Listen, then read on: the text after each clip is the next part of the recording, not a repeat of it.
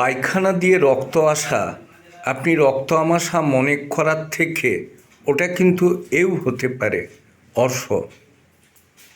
আমরা যখনই মনে করি যে পায়খানা দিয়ে রক্ত আসছে, রক্ত আমাশা হয়েছে, কিন্তু যদি দেখা যায় পায়খানা শক্ত হচ্ছে, চাপ দিয়ে পায়খানা করতে হচ্ছে, পায়খানার সাথে মিশিয়ে বা পায়খানার পরে টপ টপ করে রক্ত পড়ছে,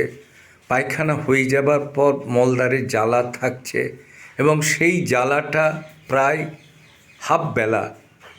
থাকছে অথবা কোনো কোনো সময় সারা দিনই রয়ে যাচ্ছে,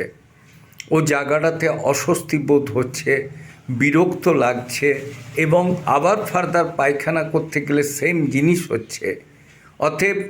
দেরি না করে ডাক্তারবাবুর সাথে যোগাযোগ করে কোলোনোস্কোপি করে আপনি কনফার্ম হয়ে নেবেন এটা অর্শ কিনা।